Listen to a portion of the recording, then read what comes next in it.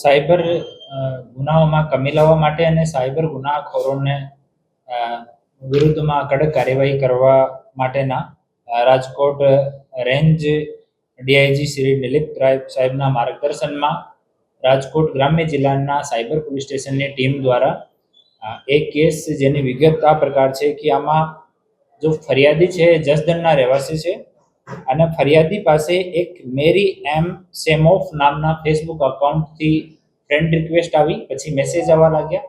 મેસેજમાં બંને વચ્ચે વાત થઈ. એના બાતચીતમાં સામાવાળા જો લેડીઝ હતી એવો જણાયો કે હું એક દીકરાની માં છું અને અમારા હસબન્ડની ડેથ થઈ ગઈ, તો આમ વાત ચાલતી હતી. પછી કે હું તમારા માટે અને તમારા પરિવાર માટે અમુક ગિફ્ટ મોકલવા માંગુ છું, તો હું તમારી માટે કંઈ ગિફ્ટ મોકલીશ. પછી 1-2 દિવસ પછી ફરિયાદી પાસે ફોન આવે કે તમારા અમુક ગિફ્ટ જર્મનીથી આવ્યા છે, આ મોંઘી ઘડી છે, યુરો છે અને બીજી મહેંગી વસ્તુઓ છે, એના માટે તમને થોડો પેમેન્ટ કરવો પડશે. ઇનિશિયલી થોડા પૈસા લીધા, પછી ટૂંકે પૈસા લઈને ટોટલ 6,31,900 રૂપિયા ઓનલાઈન ફરિયાદી પાસેથી ટ્રાન્સફર અલગ અકાઉન્ટમાં લોકો કરાવી લીધા.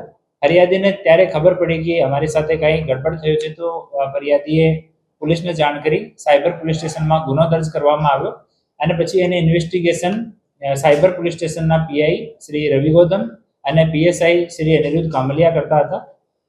આ ગુનાની ઇન્વેસ્ટિગેશન દરમિયાન ટીમને ખબર પડી કે એ લોકો જો છે એ આફ્રિકાના અલગ કન્ટ્રીઝના રહેવાસી લોકો છે અને દિલ્હી અને એનસીઆરમાં રહીને એ લોકો એવી રીતે લોકો સાથે છેતરપિંડી કરે છે. તો આમાં અમારે પીએસઆઈ અનિરુદ્ધ કામલિયાની ટીમે ગાઝિયાબાદથી 3 આરોપીઓને અટક કર્યા છે, જેમાં એક જેસ્મીન યા અનશા ઉર્ફે એન્જલ, આ મૂળ ઘાના દેશની રહેવાસી છે. જેન્જેલી ઇમાની ડેનિસ, આ 22 વર્ષનો છે, તંજાનિયાનો રહેવાસી છે. ફિલિપ બટિસ્ટા જોસેફ વેલેન્ટાઇન, આ સુડાનનો રહેવાસી છે.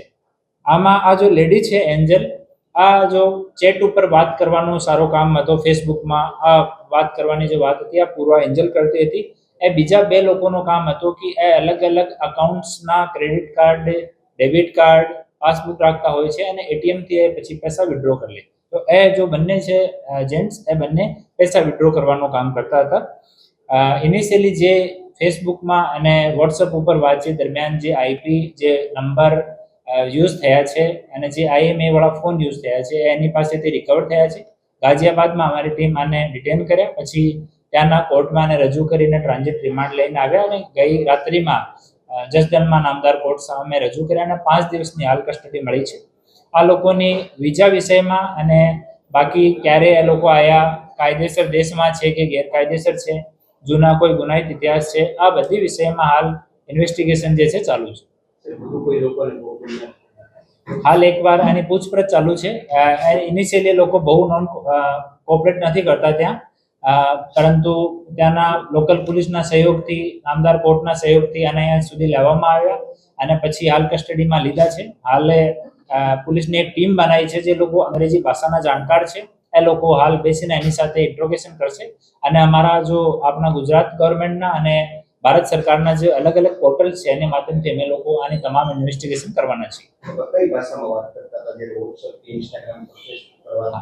એ લોકો મૂળતઃ હિન્દી ભાષા જે અંગ્રેજી ફોન્ટમાં લખેલી છે એમાં વાત કરતા હતા અને હિન્દી એ લોકો અમુક સમયમાં આને સમય થઈ ગયો તો થોડા હિન્દીના જાણકાર પણ છે અને બાકી એ લોકો આના એઆઈના જે ચેટ જીપીટી વગેરે છે એની મદદ એ લોકો લેતા હતા. આ લોકો કોના બેંક એકાઉન્ટમાં પૈસા લેતા હતા અને ભારતની અંદર એ લોકો કાયદેસર લેતા હતા, ગેરકાયદેસર લેતા હતા, કેટલા સમયથી લેતા હતા, શું? આમાં જો બેંક એકાઉન્ટ વાળા છે 15 જેટલા બેંક એકાઉન્ટ આ કેસમાં ફ્રીઝ થયા છે. આ તમામ લોકોની અમે લોકો લિસ્ટ તૈયાર કરી છે. એની પાછળ અમારી ટીમ છે, તો જ્યાં સુધી એનું નામ ડિસ્ક્લોઝ નહીં કરીએ, આની ઇન્વેસ્ટિગેશન ચાલુ છે. બીજો એનો વિઝા વિષયમાં અને ક્યારે એ લોકો એન્ટર કર્યા એના વિશે પણ તપાસ ચાલુ છે. એના પાસપોર્ટ નહીં મળ્યા, પરંતુ પાસપોર્ટ નંબર મળી ગયા. પાસપોર્ટ નંબરના આધાર ઉપર અમે લોકો તપાસ ચાલુ કરી છે.